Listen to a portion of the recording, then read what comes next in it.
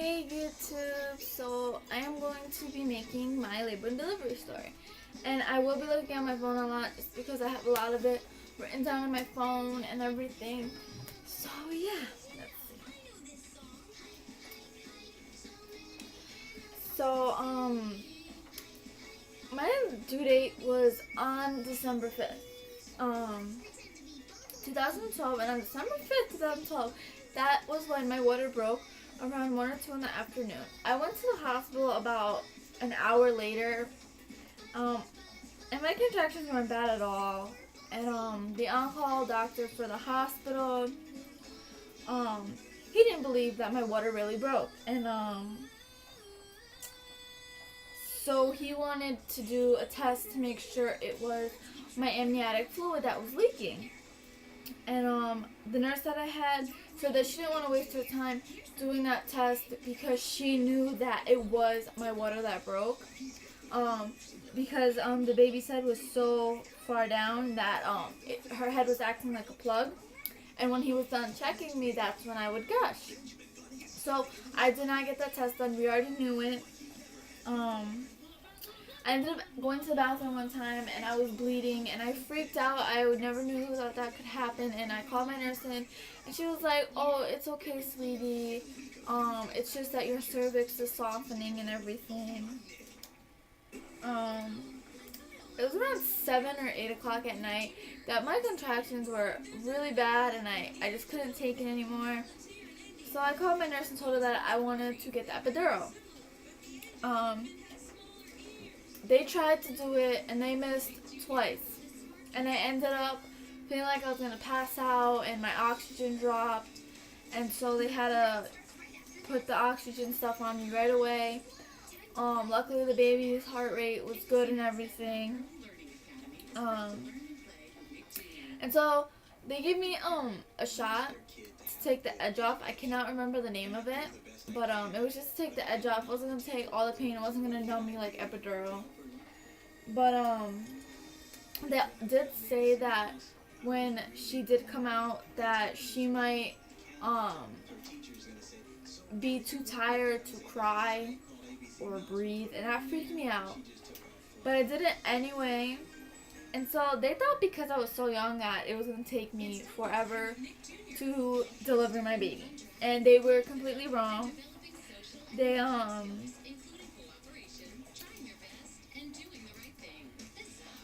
I called my nurse in and I kept telling my mom, I have to push. And they're like, "No, we just tacked you. You're only 7 centimeters.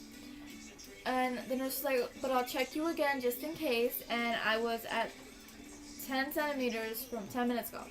So I went from 7 centimeters to 10 centimeters in 10 minutes.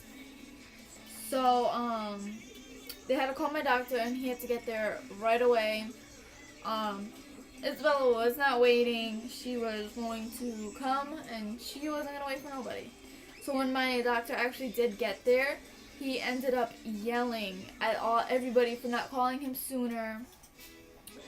But, so while the doctor was getting, like, all suited up, I guess you would say, the nurse was just going through with me, how to push and everything and when to push, and, so then after that, I pushed for about 20 minutes, and my baby girl Isabella was born at 12:03 in the morning, and she was 7 pounds, 15 ounces, and she was 19 inches long. When she came out, she did look purple, and me and my mom were like, "What's going on?" And my mom didn't want to let me hear that she was talking to the nurse about, "Oh, what's going on?" and all that. But she was fine. They said that some babies do come out purple, so I was like, okay. And because I progressed so quickly, they did not have time to, I think it's called a episiotomy, they didn't have time for that, so I tore. So while, they were sewing me up and everything, they were doing Isabella's footprints, and the nurse said, "Oh my gosh, she's missing a toe," and she was talking about the footprint. And I freaked out. I thought she was really missing a toe because I couldn't see anything.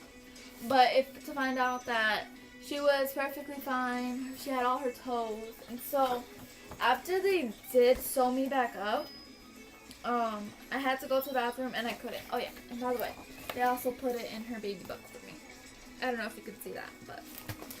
And so they, for some reason, they need to have you pee you before you can go up to the mother and baby unit, and I could not pee after I had the baby. So they ended up having to do a catheter. It was so uncomfortable. I just had the baby. I did not want to have a catheter put in me.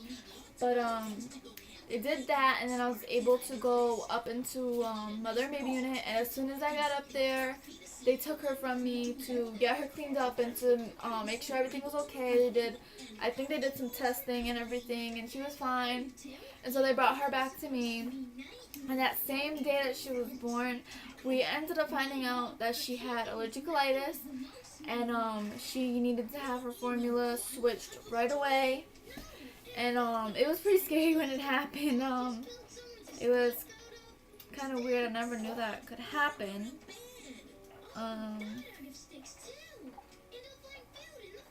I did not want to put her down when I had her. I held her. I was in the hospital for 3 days. I held her for 2 of those days, and then finally the last day, the nurse went, "You need to get rest. You need to bring her to the nursery. You need to sleep." So I ended up doing that. So my labor and delivery was not hard at all. It was pretty easy. It was 1, 2, 3 basically. And I'm blessed to have such an amazing, happy child. Like, she has changed my life for the better. I wouldn't trade it for the whole world.